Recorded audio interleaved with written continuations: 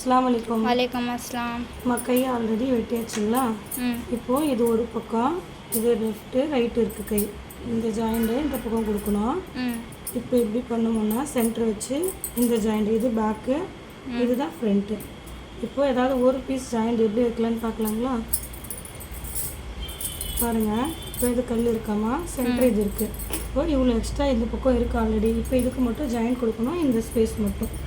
இப்போது இந்த துணி இருக்குங்களா, இந்த இடம் மட்டும் முதல்ல ஜாயிண்ட் கொடுத்துட்டு அதுக்கப்புறம் லைனிங் கை எப்படி வைக்கலான்னு பார்க்கலாம். இருங்க, கீழே எக்ஸ்ட்ரா ஒரு 1/4 இன்ச் விட்டாச்சு. இது கல் இருக்கிறதுனால கொஞ்சம் சேஃபாக தான் தைக்கணும், கொஞ்சம் பொறுமையாக தைக்கணும். தைச்சிட்டு ஜாயிண்ட் ஃபுல்லாக போட்டுக்கலாம்.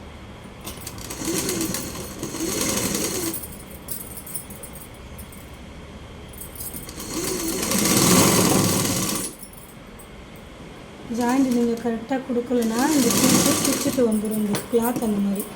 இப்போ இது உள்ள மேலே ஒரு கை, இது எதுக்காக பிரியாமல் இருக்கு. இப்போ வெட்டிக்கலாம். வெட்டிட்டு ஜாயிண்ட் வந்துச்சுங்களா? இப்போது இந்த நம்ம துணி எடுத்து இதுவும் ஜாயிண்ட் தான் கொடுத்தோம், ஏன்னா துணி பக்கத்தில். இப்போ இந்த பீஸை இப்படி வைக்கிறோம்.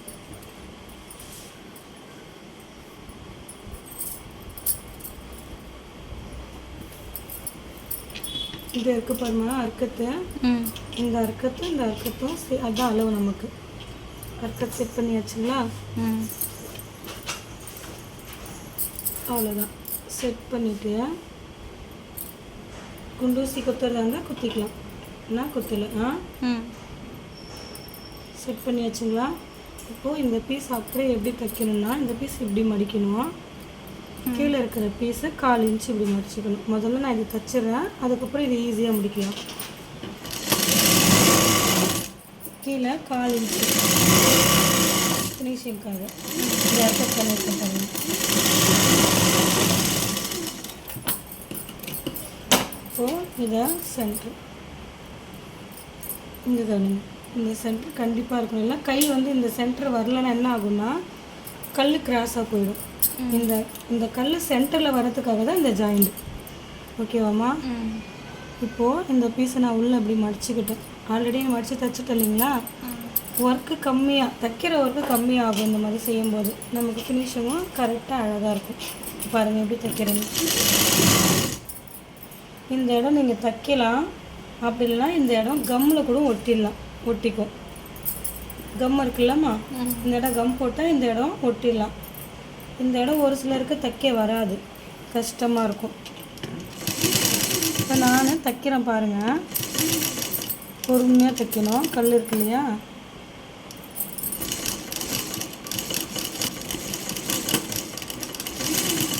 கொஞ்சம் ஜாக்கிரதையாக தைக்கணும்.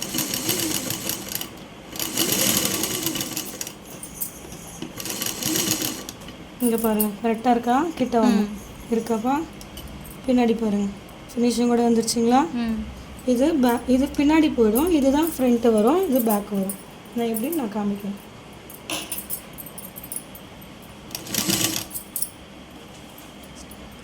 கிட்ட வாங்க. இந்த இடம் மடிச்சுட்டேன் நான்.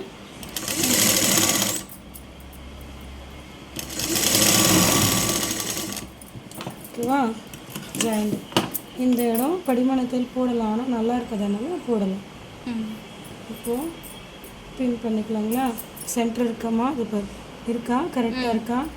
இப்போ லூஸ் இல்லாமல் இந்த கிளாத் அந்த மாதிரிம்மா பின் பண்ணிட்டேன். இப்போ இந்த இடமும் ஸ்ட்ரைட்டாக இப்படி வச்சு பார்த்துட்டு பின் பண்ணிக்கணும். சுருக்கம் வரக்கூடாது. சுத்தீர ஒரு தையல் போட்டணும். நான் இந்த ப்ளவுஸ் இந்த கைக்கு நான் ஃப்ரண்ட் பேக் கட் பண்ணல, ஃப்ரண்ட்டாக இருக்கிறது பேக் இருக்கிறது கட் பண்ணல. ஏன்னா நான் கடைசியாக விட்டுக்கலான்னு கட் பண்ணல. இப்போ இந்த இடம் தான் முன்னாடி வரும், இது பின்னாடி, ஜாயிண்ட் வர்றது பின்னாடி. இப்படி கட் பண்ணும்போது நமக்கு எந்த இடம் மிஸ்டேக், நம்ம அர்க்கத் பண்ணிட்டா அந்த இடம் தான் நம்ம செட் பண்ணணும். ஆனால் அர்க்கத் பண்ணாமல் நம்ம எப்பயும் போல் இப்படி தைச்சிட்டு தைக்கும்போது இது ஃப்ரண்ட்டு இது பேக்குன்னு தெரியுதா? அந்த நேரம் நம்ம அர்க்கத் பண்ணிவிட்டு அதை தைக்க வேண்டியதுதான். இது ஃப்ரண்ட்டு. இப்போ தையல் போடுறோம் பாருங்கள்.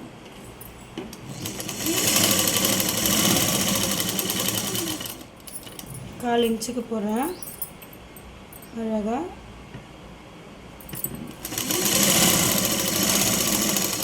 ஓகேங்களா. இது பேக்கு. அது மேலே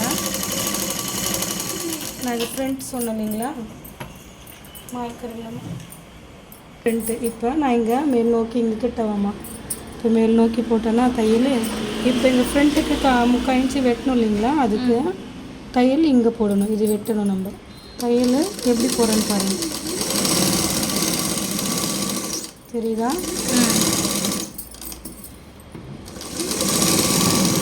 நம்ம தைச்சிட்டு மறுபடியும் ஒரு முறை தைக்கிறதுக்கு பதிலாக நம்ம இப்படி அளவு எடுத்து தைச்சிட்டா, இப்போ பாருங்கள் எக்ஸ்ட்ரா வெட்டிட்டேன். இது ஃப்ரண்ட்டு சொன்னேன் இல்லைங்களா, ஃப்ரண்ட்டு இப்படி மடித்து இருங்க ஒரு நிமிஷம். இது எக்ஸ்ட்ரா இருக்கிறத வெட்டிட்டு உங்களுக்கு புரிகிற மாதிரி வெட்டேன்.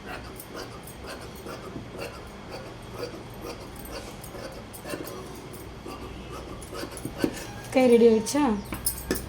இப்போ இது பேக் சொன்னேன் இல்லைங்களா, இது ஃப்ரண்ட் சொன்னேன். இப்போ எப்படி ஃப்ரண்ட் பேக்குன்னா நம்ம அர்க்கட் பண்ணலாம் சொன்னேன் இல்லைங்களா, இப்படி மடிச்சுக்கணும். மடிச்சுட்டு இது ஃப்ரண்ட்டு கை.